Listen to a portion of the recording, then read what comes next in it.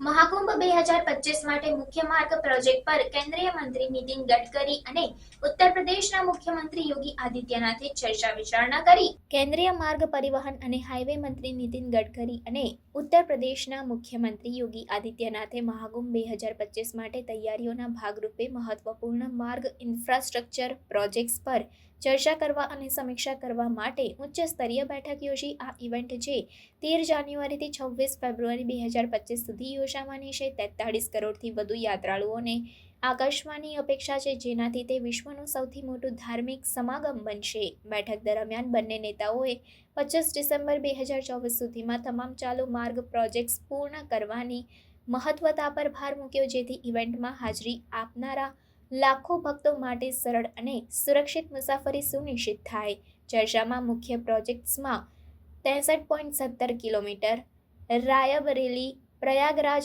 National હાઈવેનો વિસ્તરણ, વ્યૂહાત્મક સ્થળોએ 4 લેન બાયપાસનો નિર્માણ અને ફફામાઉ ખાતે ગંગા નદી પર મોજૂદા એકના સમાન 6 લેન પુલનો વિકાસ શામેલ છે। ગડકરીએ ઉત્તર પ્રદેશમાં માર્ગ વિકાસ માટેના વ્યાપક માર્ગ નકશાનો ઉલ્લેખ કર્યો, જેમાં ₹1.39 લાખ કરોડના પ્રસ્તાવો શામેલ છે। આ પ્રસ્તાવોમાં બરેલીમાં નેશનલ હાઈવે 530B નું મજબૂતીકરણ, પ્રતાપગઢમાં બાયપાસનું નિર્માણ, પ્રયાગરાજ દોહરી ઘાટ માર્ગને 4 લેનમાં અપગ્રેડ કરવો અને બરાબંકી જારવાલ બહરાઇચ માર્ગ એટલે કે નેશનલ હાઈવે 927નો પૂર્ણતા શામેલ છે।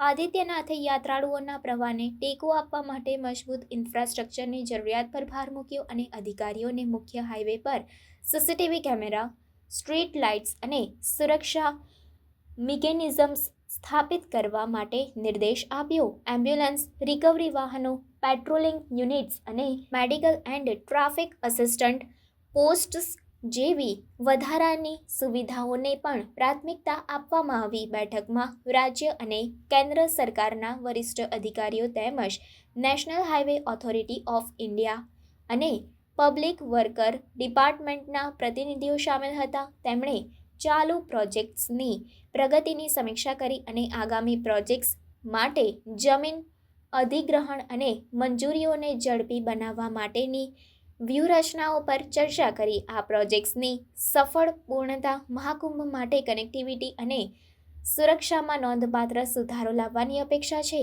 જે યાત્રાળુઓ માટે એક સરળ અનુભવ સુનિશ્ચિત કરશે અને પ્રદેશના કુલ વિકાસમાં યોગદાન આપશે।